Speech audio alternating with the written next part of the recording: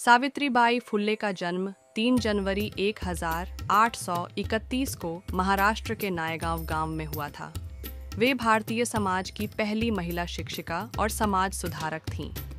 उनका जीवन न केवल महिला शिक्षा के लिए प्रेरणादायक है, बल्कि यह समाज में फैले अंधविश्वास, भेदभाव और असमानता के खिलाफ एक मजबूत आवाज था। प्रारंभिक जीवन।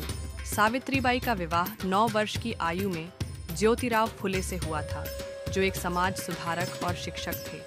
उनका यह विवाह उस समय के सामाजिक मान्यताओं के खिलाफ था, क्योंकि आमतौर पर इतनी कम उम्र में लड़कियों का विवाह नहीं किया जाता था। ज्योतिराव फुले ने सावित्रीबाई को पढ़ाई का महत्व बताया और उन्हें शिक्षा प्राप्त करने के लिए प्रेरित किया। शिक्षा का संघर्ष। सावित्रीबाई फुले ने समाज में शिक्षा के प्रचार प्रसार के लिए कई संघर्षों का सामना किया। उन्होंने 1848 में पुणे के भिसे स्कूल में महिलाओं के लिए शिक्षा शुरू की। उस समय समाज में महिलाओं को शिक्षा देने का विरोध था, लेकिन सावित्रीबाई ने इसके बावजूद शिक्षा के इस काम को जारी रखा। उन्हें रास्ते में गालियां दी जाती थीं, पत्थर फेंके जाते थे और अनेकों तरह की अपमानजनक घटनाओं का सामना करना पड़ता था, लेकिन उन्होंने कभी हार नहीं मानी और शिक्षा के क्षेत्र में अपना योगदान देती रही। बालिका शिक्षा की क्रांति। सावित्रीबाई फुले ने सिर्फ महिलाओं को ही नहीं, बल्कि समाज के सबसे निचले तबकों के बच्चों को भी शिक्षा देने का कार्य किया। उन्होंने बालकों के लिए स्कूल खोले और समाज में व्याप्त जातिवाद और भेदभाव के खिलाफ मोर्चा खोला। उनकी कड़ी मेहनत और संघर्ष के कारण कई महिलाएं और बच्चियां शिक्षा की ओर प्रेरित हुईं। समाज में सुधार की दिशा। सावित्रीबाई फुले का जीवन समर्पण, संघर्ष और साहस का प्रतीक था।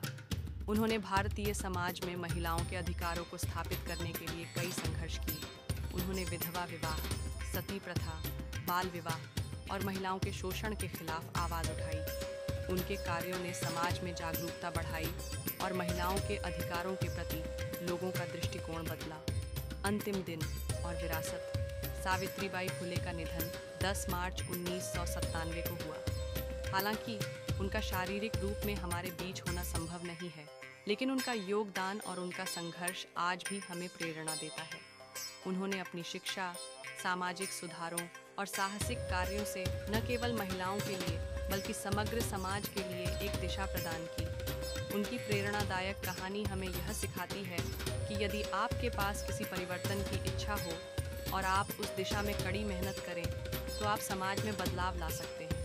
उनके योगदान ने भारतीय समाज में महिलाओं के लिए शिक्षा का द्वार खोला और समाज सुधार के रास्ते पर एक मजबूत कदम बढ़ाया।